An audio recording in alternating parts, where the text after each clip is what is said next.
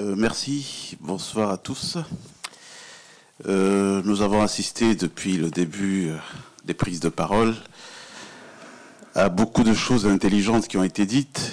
J'ai entendu beaucoup de sagesse en écoutant notamment notre aîné, le conseiller diplomatique du président djiboutien, comorien, pardon. Ouais.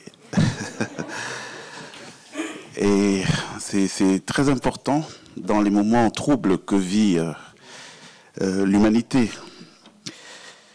Tous ici, il m'a semblé que nous sommes mendiants de la paix. Et la meilleure façon de la promouvoir, cette paix, c'est de créer une espèce d'émulation autour des figures qui ont jeté leur dévolu sur ces questions, sur ces thématiques. Et donc, quand je parle de figures, j'ai envie, bien entendu, de rendre hommage d'abord à l'Institut Africa, qui s'est organisé ce type d'agora depuis plusieurs années déjà. Et c'est important, ces types d'agora, parce que nous sommes originaires de pays qui sont confrontés à un défi, celui de la démocratisation de l'accès au savoir. Donc, ceux qui sont à un niveau de savoir supérieur ont l'obligation de partager les savoirs. Quand on aura beaucoup d'Africains, et j'ai beaucoup aimé une figure tout à l'heure développée par monsieur l'ambassadeur des Comores. Voilà, monsieur l'ambassadeur des Comores qui parlait d'un SMIC, hein, donc d'un seuil minimum d'intelligence culturelle. Vous verrez qu'on aura réglé beaucoup de problèmes. Alors c'est toujours partant de l'idée de l'émulation à promouvoir que j'ai pensé que le président Donald Trump, sa trajectoire était intéressante à explorer. Parce qu'on en parle beaucoup d'un plan de vue anecdotique. Et pourtant, il y a des choses qui se font, qui ne sont pas regardées.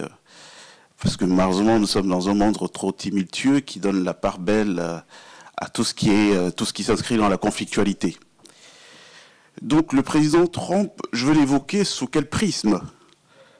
Comme quelqu'un qui a triomphé, avec une formidable résilience, qui a fait une remontada, pour emprunter à cette métaphore footballistique, exceptionnelle. Mais c'est surtout la personne qui est le faiseur de paix et qui aujourd'hui est en train de réinventer ce qu'on pourrait appeler la paix des braves. Hein. Donc avec lui on assiste au retour de la paix des braves. C'est lui que j'ai envie d'évoquer. Donc mesdames, messieurs, est-ce qu'on peut faire la paix avec la brutalité? Est-ce qu'on peut faire la paix? Est-ce qu'on peut être un artisan de paix sans incarner une certaine douceur? Quand cette question est posée, je sais que la quasi-totalité de cette salle va dire « mais non, c'est pas possible de faire la paix sans douceur et tout ». Pourtant, on a essayé l'autre façon. Et là, je me tourne vers les diplomates qui sont dans cette salle. La façon glamour, le romantisme, essayer de ramener aux belligérants des pétales d'orchidée, des chocolats, avec un petit discours, ouais, les mecs, arrêtez, c'est pas cool, il faut pas tuer les gens et tout. Quand on regarde un tout petit peu le bilan de cette approche, on se rend compte qu'il a été très anorexique.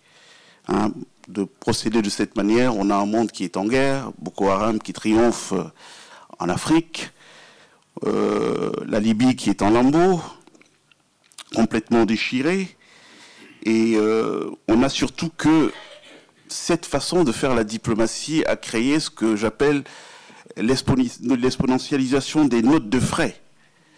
Ben oui, parce que ça a un coût. Organiser des colloques où on s'assoit, quelqu'un le soulignait tout à l'heure avec beaucoup de justesse d'ailleurs, où on dévise des petits fours, ça a un coût, et puis à la fin, ça n'accouche de rien. Et donc on se retrouve l'année d'après, rebelote, et puis rien. Le monde est toujours malade, il n'y a pas de solution pérenne aux problèmes. Mais existe-t-il une vraie volonté de régler les problèmes? Ça, c'est une autre problématique qu'il va falloir peut-être convoquer lors des prochaines agoras. Donc, c'est un peu, sans trop caricaturer, hein, le bilan de ce que j'appelle la diplomatie romancée, celle qui a libre cours, celle qui est classique, qu'on voit depuis toujours, depuis que l'humanité existe, qu'il y a les Nations Unies, la Société des Nations bien avant. La figure de Donald Trump, président des États-Unis, incarne, à mon avis, une forme de rupture avec la tradition diplomatique classique, volontiers clivant, souvent provocateur. Il n'en a pas été moins à l'origine d'un certain nombre d'initiatives majeures qui ont redessiné les contours de la paix mondiale. Donc aujourd'hui, je veux vous proposer une lecture alternative de la personne, celle d'un président que l'histoire pourrait bien retenir, paradoxe, comme un faiseur de paix non conventionnel. Donc un homme qui, derrière le chaos apparent, a initié ce que l'on pourrait appeler le retour de la paix des braves. Donc sorti des opinions, moi j'ai envie de convoquer des faits. Déjà, dès le début de son mandat, il tranche avec les codes classiques de la diplomatie, en substituant au discours feutré des menaces de sanctions économiques, en substituant au communiqué officiel des tweets incendiaires, en lieu et place de déclarations multilatérales. En lieu et place des déclarations multilatérales, on a assisté à quoi? On a assisté à quelque chose de différent. On l'a vu embrasser une logique de transaction bilatérale. Une doctrine est née, American First, donc l'Amérique d'abord, qui visait à désengager les États-Unis de conflits coûteux, de nombreux théâtres d'opération, à rompre avec le rôle de gendarme du monde et à recentrer la puissance américaine sur ses intérêts stratégiques immédiats. Alors, ce style brutal, direct, a cependant abouti à plusieurs résultats concrets sur la scène mondiale. Et c'est ici que s'amorce ce que j'appelle le paradoxe suivant, sous forme de questionnement. Et si cette diplomatie du choc avait produit des germes de paix?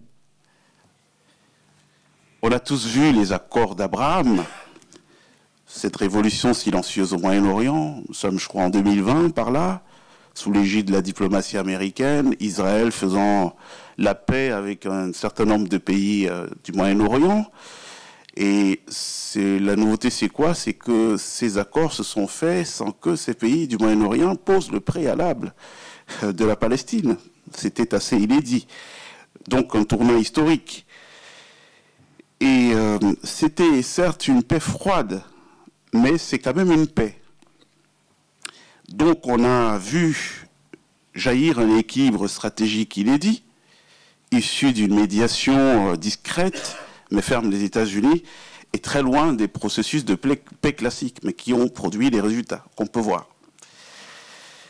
Je veux parler toujours de Donald Trump pour évoquer son caractère d'être le seul président américain à avoir rencontré un dirigeant nord-coréen en exercice.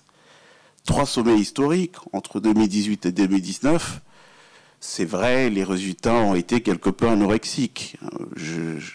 On ne va pas trop s'en vanter, mais ils ont accouché, ces sommets, de quelque chose, c'est la désescalade sur le plan nucléaire. Pendant quelques années, on n'a plus entendu de menaces de frappe nucléaire, on n'a plus entendu de menaces de guerre. Tout cela a cédé la place à une espèce d'étrange accalmie que le monde a vue. Donc ici encore, sa méthode surprend. Insulte, menace, puis poignée de main. Donc une forme de diplomatie du choc, suivie d'une tentative de pacification. Il y a aussi évidemment les retraits militaires, hein, moins de guerre, plus de pragmatisme. Enfin, Trump a engagé le retrait progressif des troupes américaines d'Afghanistan, de Syrie et d'Irak. Il l'a fait en répétant une chose: les États-Unis ne sont pas la police du monde. Alors, isolationnisme? Non. Je crois qu'en réalité, on est face à quelque chose qui est plus de l'ordre du pragmatisme stratégique. Fin aussi de l'interventionnisme militaire systématique au profit d'un rapport de force plutôt économique et diplomatique. Le général Perget en parlait il y a un instant.